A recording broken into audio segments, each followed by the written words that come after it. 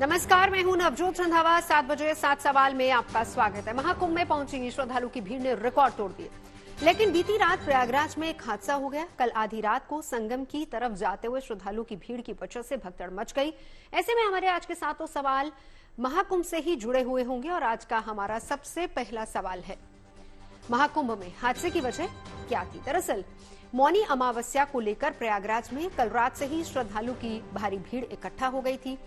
सभी श्रद्धालु संगम की ओर जाने की कोशिश कर रहे थे, लेकिन भीड़ के दबाव में बैरिकेडिंग टूट गई, जिससे वहां अफरा तफरी मच गई।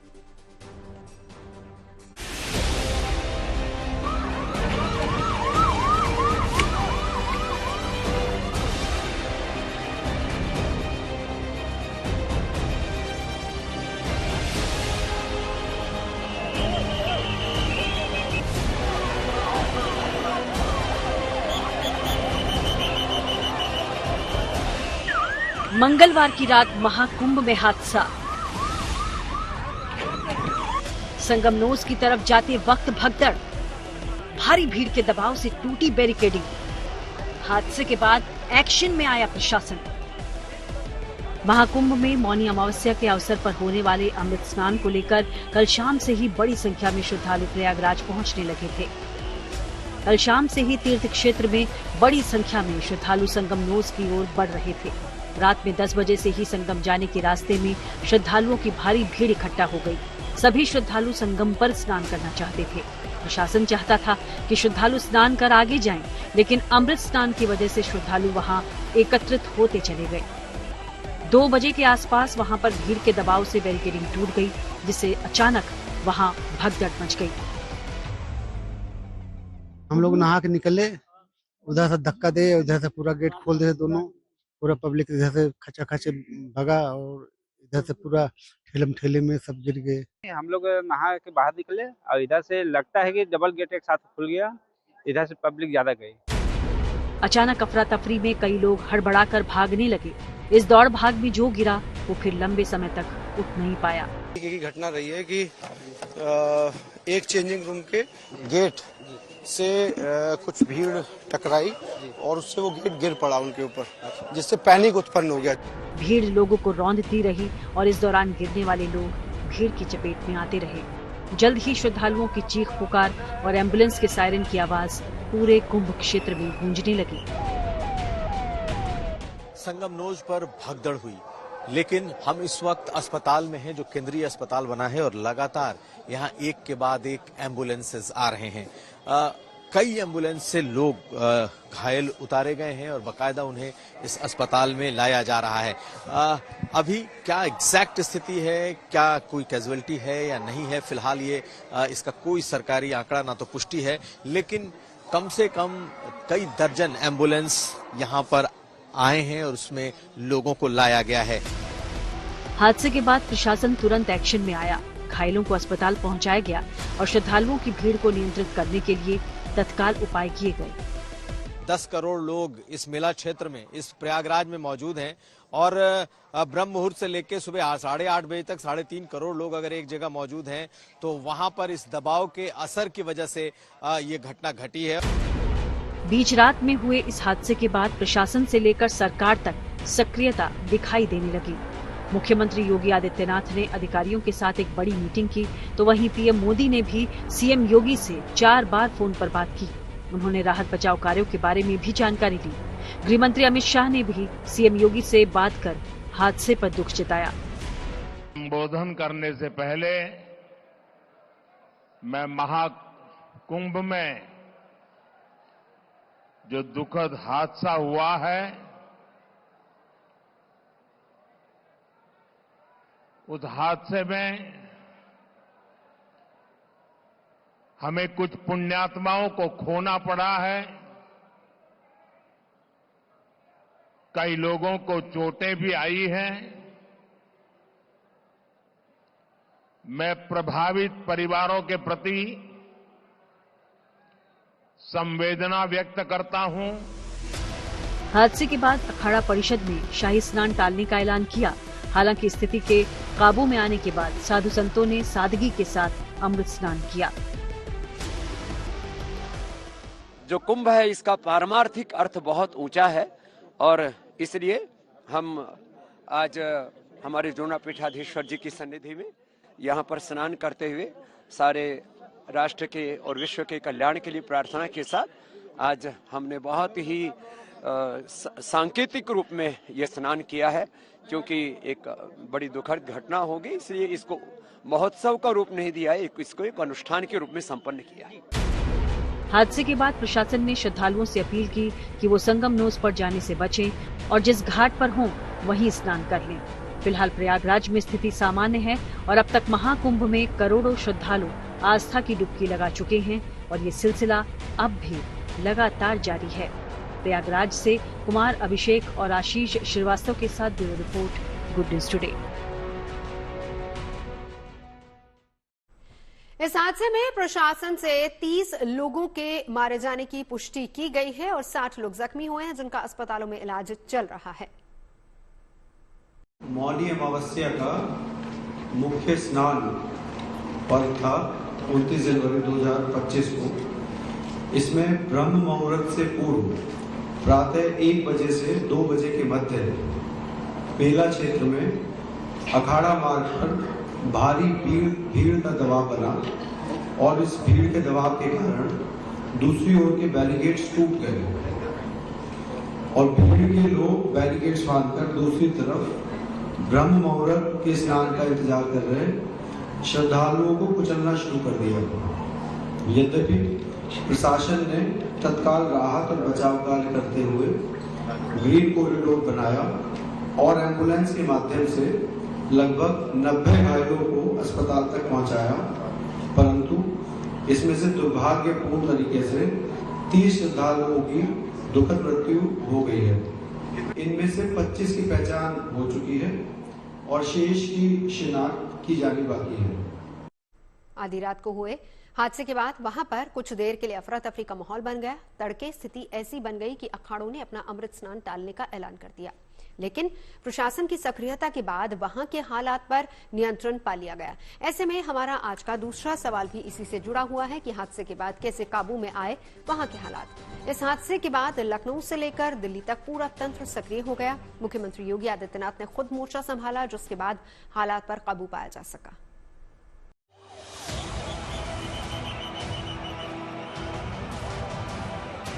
महाकुंभ क्षेत्र में आधी रात में हुआ हादसा।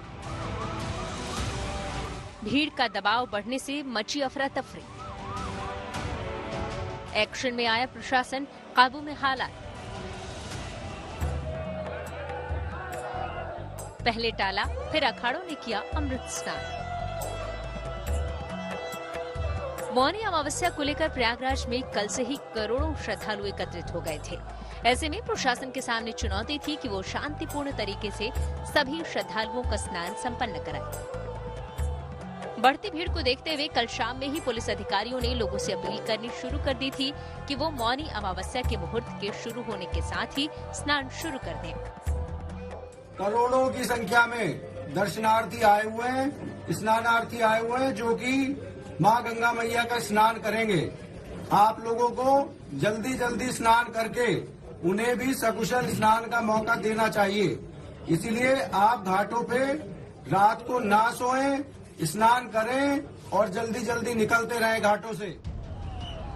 लेकिन श्रद्धालुओं ने प्रशासन की अपील को नजरअंदाज कर दिया और संगम की ओर जाने के लिए इकट्ठा होते रहे। लिहाजा वहां भीड़ का दबाव बढ़ा और हादसा हो गया। लेकिन हादसे के बाद प्रशासन और सरकार ने तुरंत सक्रियता दिखाई। लखनऊ से दिल्ली तक पूरा तंत्र एक्टिव हो गया। सीएम योगी ने तुरंत खुद मोर्चा संभाला और श्रद्धालुओं से संगम नोज न जाने की अपील की। हम लोगों की प्रातःकाल से ही श्रद्धालुजन जो भी आए हैं वे स्नान कर सकें, इसके लिए यहाँ पे उच्च स्तरीय बैठक भी चल रही है, जिसमें मुख्य सचिव भी हैं, डीजीपी हैं, प्रमुख सचिव गृह हैं, मुख्यमंत्री कार्यालय के अपर मुख्य सचिव के साथ साथ एडीजी लॉ एंड ऑर्डर के साथ साथ अन्य वरिष्ठ अधिकारीगण मौजूद हैं। प्रयागराज में हालात वर्तमान में नियंत्रण में हैं, लेकिन भीड़ का दबाव बहुत बना हुआ है। प्रशासन की तरफ से घायलों को अस्पताल पहुंचाया गया, लेकिन सबसे बड़ा फैसला अखाड़ों की तरफ से आया। अखाड़ों ने जनहित को देखते हुए अमृत स्नान का कार्यक्रम टालते हुए ये ऐलान कर दिया कि वो 3 फरवरी के अगले अमृत स्नान में हिस्सा लेंगे। हालांकि बाद में स्थिति सामान्य होने के बाद साधु संतों ने संगम में आस्था की डुबकी लगाई।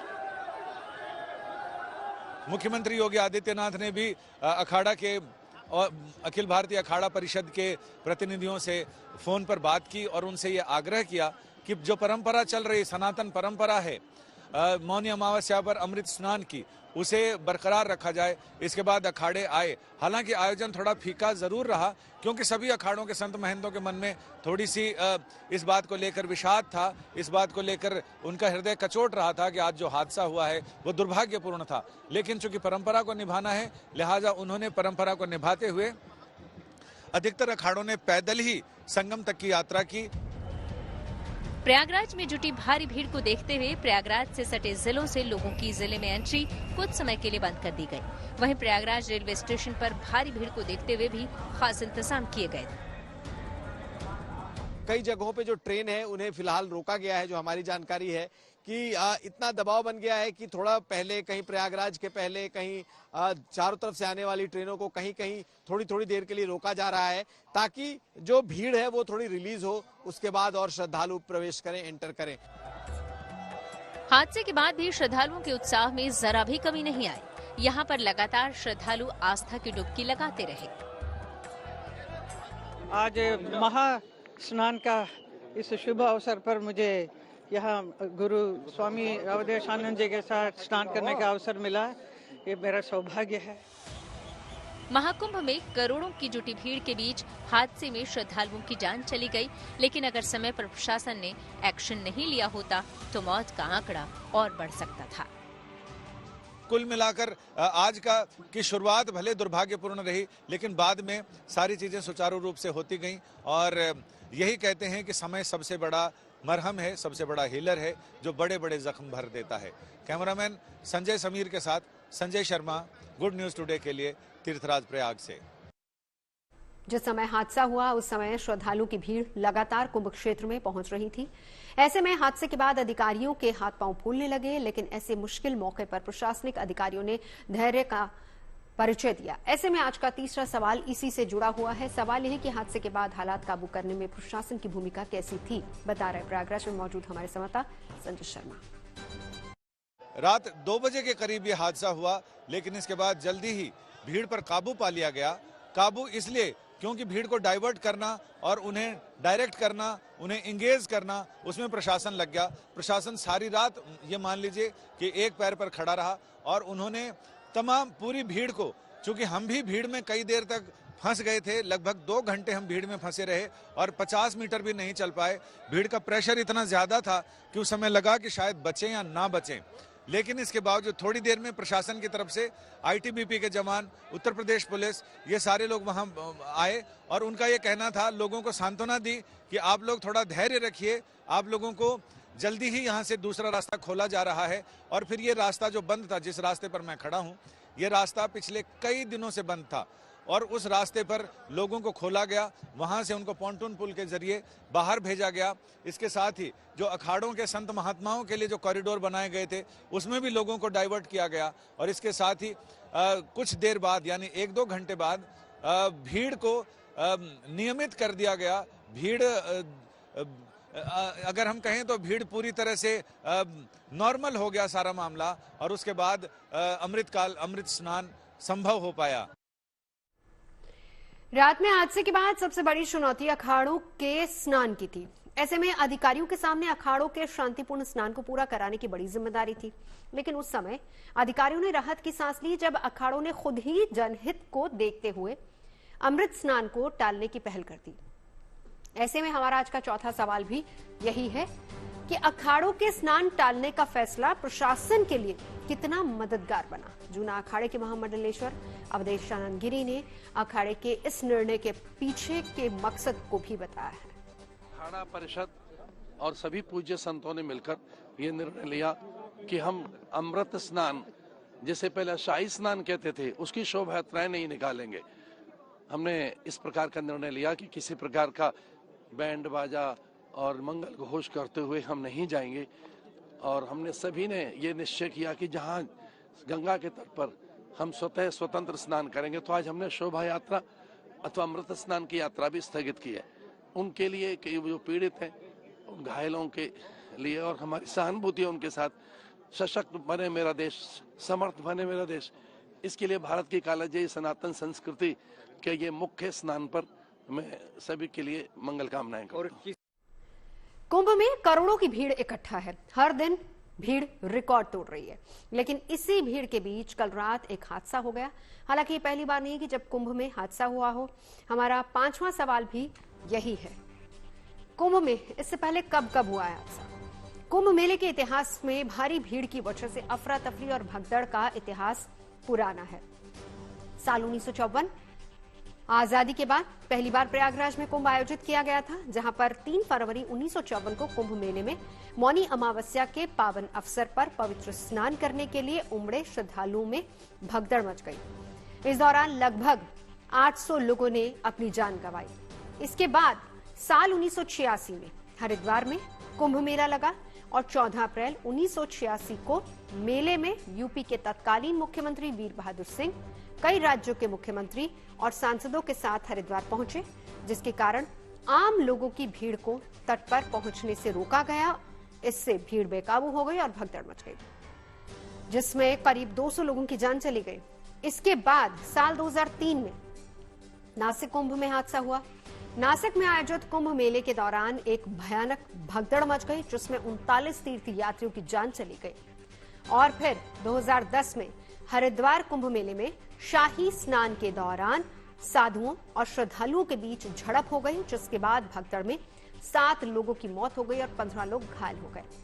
इसके बाद 2013 में प्रयागराज कुंभ में एक बार फिर से हादसा हुआ, लेकिन ये हादसा इलाहाबाद रेलवे स्टेशन पर हुआ था।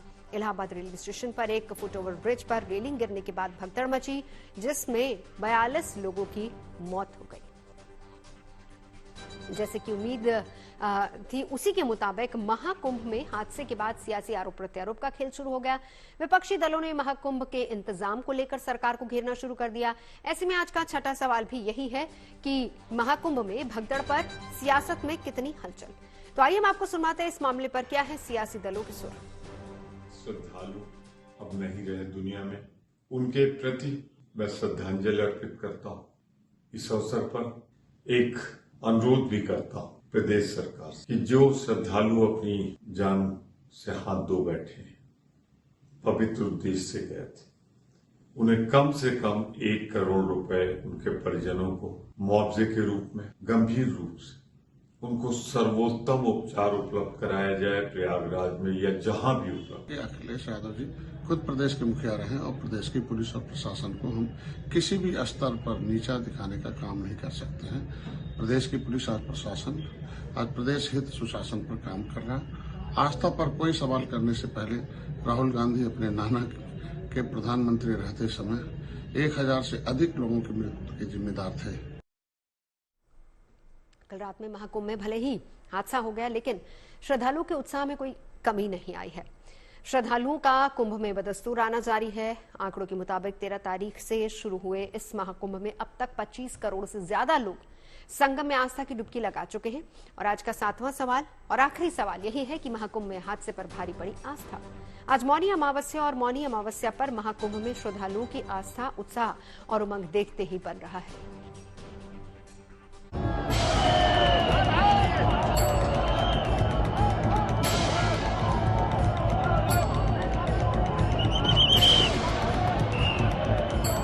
संगम में करोड़ों श्रद्धालुओं ने लगाई आस्था की डुबकी।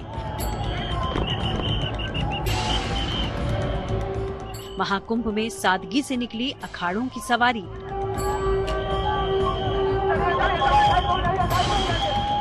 अखाड़ों का अमृत स्नान, प्रशासन ने की पुष्प वर्षा।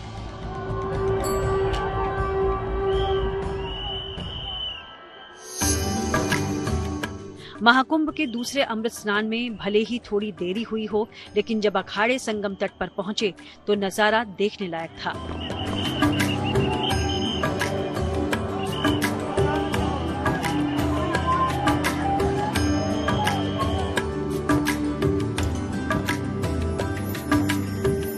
जो अखाड़े लाव लश्कर के साथ अमृत स्नान के लिए संगम तक पहुंचते थे, वो आज सभी सादगी और संयम के साथ बारी बारी गंगा स्नान के लिए पहुंचे। कई किलोमीटर पैदल चलकर साधुओं ने संगम तट पर आस्था की डुबकी लगाई, तो वहीं प्रशासन की तरफ से साधु संतों पर पुष्प वर्षा भी की गई। संगम तट पर ये दृश्य बेहद खास था। संगम में हर तरफ साधु संत के समागम से कुंभ नगरी अभिभूत नजर आई।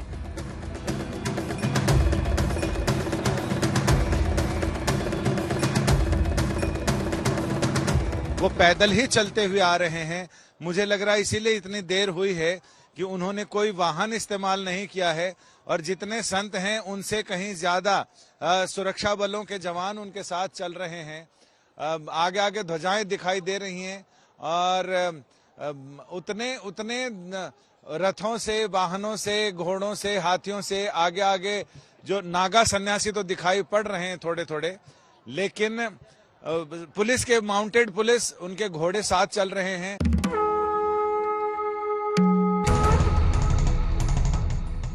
संतों का, भक्तों का ये अडिग विश्वास ही महाकुंभ में आस्था, भक्ति और विश्वास की त्रिवेणी का मूल आधार है। साधु संतों और करोड़ों श्रद्धालुओं ने संयम के साथ आस्था की डुबकी लगाई और मां गंगा से सभी की सलामती की दुआ मांगी। गंगा मैया के सानिध्य से ही हमें ये प्राप्त हो रहा है, और गंगा मैया की कृपा सबके ऊपर बनी रहे, हम यही गंगा मैया से प्रार्थना करना चाहेंगे। प्रयागराज में ये पहली बार था जब अखाड़े बिना तामझाम के निकले, लेकिन बात सावधानी की थी, लोगों को संदेश देने की थी। तो अखाड़े भी अपनी परंपरा को साइड रखकर लोगों को सुरक्षा का संदेश देने के लिए संगम तक पैदल चले और आस्था की डुबकी लगाई। प्रयागराज में श्रद्धालु और संतों की सुरक्षा को लेकर प्रशासन पूरी तरह चौकस है। मौनी अमावस्या के मौके पर करोड़ों लोगों के सुगम तरीके से संगम में डुबकी लगाने को लेकर प्रशासन ने बड़ी भूमिका अदा की, और जब साधु संत संगम में अमृत स्नान करके लौटे तो उन्होंने प्रशासन का शुक्रिया अदा भी किया। मौनी अमावस्या के खास अवसर पर साधु संतों के साथ साथ आम जन भी गंगा स्नान कर आध्यात्मिक धार्मिक लाभ कमा रहे हैं। करोड़ों श्रद्धालु प्रयागराज तीर्थ में सादगी से स्नान कर, नियमों का पालन कर भक्ति की पावन गंगा में आस्था की डुबकी लगा रहे हैं और विश्व कल्याण की कामना भी की जा रही है। अखाड़ा परिषद के संतों ने, महापुरुषों ने जो उदारता दिखाई वो निश्चित रूप से केवल सनातन में ही हो सकता। उन्होंने प्रातः काल के स्नान को सायं काल करने का प्रण लिया कि पहले लोगों की सुरक्षा बहुत ज्यादा जरूरी, और ये बहुत अनूठा कार्य किया। हम फिर भी प्रशासन को कहेंगे कि आप पूर्ण रूप से आपको बल मिले, और भगवान जो भी यहाँ आ रहे हैं वो सुरक्षित और संरक्षित अपने घर पहुँचे। अगला शाही स्नान 3 फरवरी को है। ऐसे में सुरक्षा व्यवस्था को लेकर पुलिस प्रशासन अभी से मुस्तैद है। पूरे शहर में सुरक्षा के लिए 60,000 से ज्यादा जवान तैनात हैं और कुंभ क्षेत्र के कोने कोने पर सीसीटीवी से नजर रखी जा रही है। प्रयागराज से संजय शर्मा के साथ bureau report, good news today. 7 बजे 7 सवाल में अभी के लिए बस इतना ही। देश और दुनिया की तमाम अच्छी खबरों के लिए आप देखते रहिए गुड न्यूज टुडे।